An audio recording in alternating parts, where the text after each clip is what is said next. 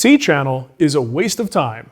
Sometimes. That doesn't make sense. If you're not familiar, C-channel is something like this. It's a piece of steel in the shape of a C or a U that you embed into wood to help keep it flat. And while the principle is sound, I've seen far too many people using C-channels in situations where it's absolutely not necessary. So why are people using this stuff in the first place? Well, as you probably know, wood has a tendency to move, and under certain conditions it can move quite a bit, and of course warp. And the wider a board is, the more potential there is for movement. So to explain why, here's my podcast buddy Shannon Rogers, who not only works at a lumber yard, but also does his own podcast called the Lumber Industry Update, and he's going to explain to us why the width of the board makes a difference. Wide slabs will always have more movement simply because they're wide. Wood movement is a percentage game, so 7% tangential wood movement in a 6-inch wide board is substantially less noticeable than 7% in a 22-inch wide board. But more importantly, a slab contains a full cross-section of a log with flat, rift, and quartered grain in one board. And that'll all move differently, causing an unpredictable board that will want to curl up just like the log it came from. So when it comes to a big monolithic slab like this, you probably would do well to consider some kind of reinforcement.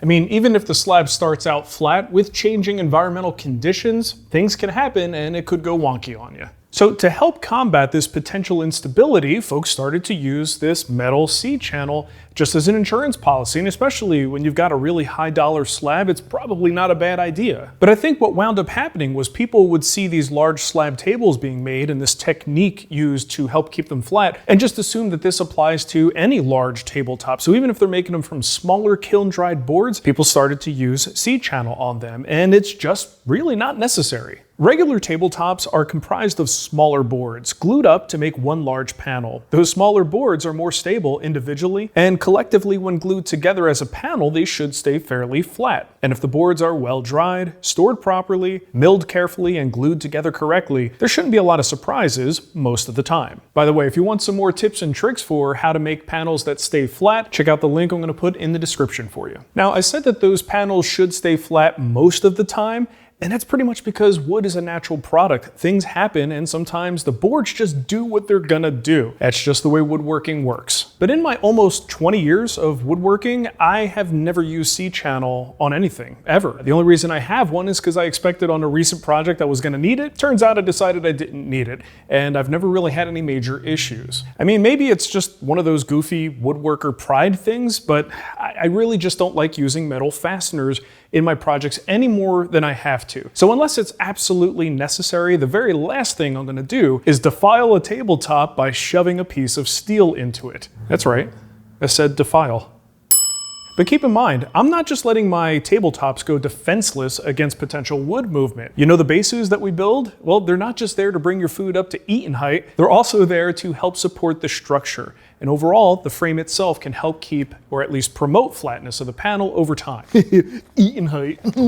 This is my backside, but this is Backside Sandpaper. It's double-sided sandpaper made right here in the Wood Whisperer shop. Grit on two sides means no folding and no frayed edges. You can get right into those intricate details, and when the edge is spent, a quick cut with scissors and you're back in action. These are also great for sanding inside and outside curves as well as complex profiles. Because of the two-sided structure, the paper is also incredibly durable and the grit lasts a long time.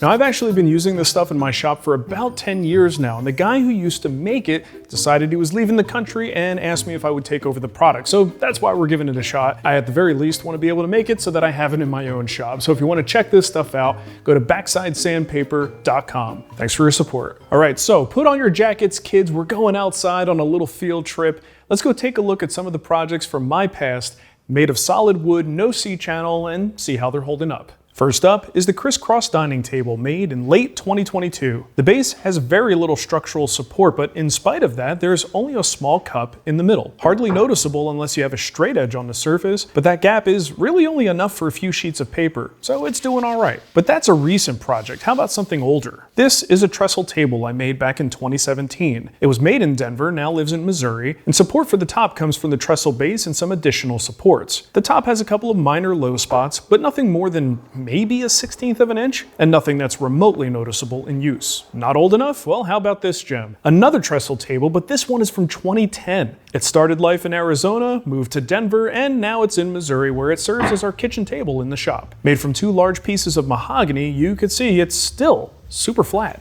Also from 2010 is my maple shaker table. This one has a little dip at the ends, but otherwise it's completely flat. And here's an interesting one. This is the swing seat table that I made in 2022, so it's relatively new. The top is made from 5 beefy white oak boards, and the whole thing is secured to a very sturdy steel base. But this piece was stored outside in both Denver and Missouri. On one end, there's definitely a noticeable cut, but the other side is actually quite a bit worse. Still, totally usable, but it's more substantial movement than we likely would have seen if this piece was kept inside. And in spite of being firmly secured to the steel base, the top still did what it wanted to do. So I think if there's going to be an exception to my advice here, it would definitely be outdoor furniture. The conditions are just unpredictable, so if you have an outdoor piece that isn't a slatted top design, which I actually do prefer, you may want to consider something like C-channel or even breadboard ends. So in conclusion, I personally believe that C-channel is a waste of time and money unless you're working with big slabs, you have a top that is relatively unsupported,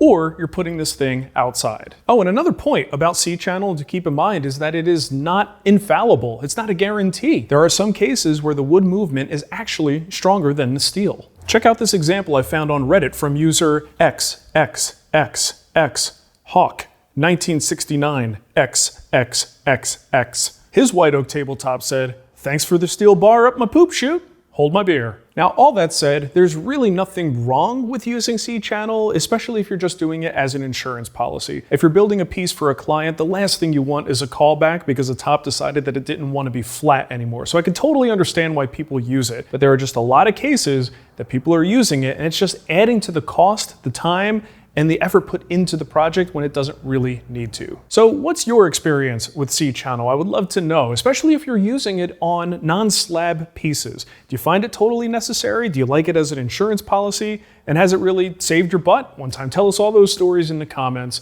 I'd love to not read them. Thanks for watching. We'll see you later. I don't know if you know this, but I'm a certifiable caniac. I have a lot more examples of tops that have behaved over time, but try that one again. I botched it. I totally botched it.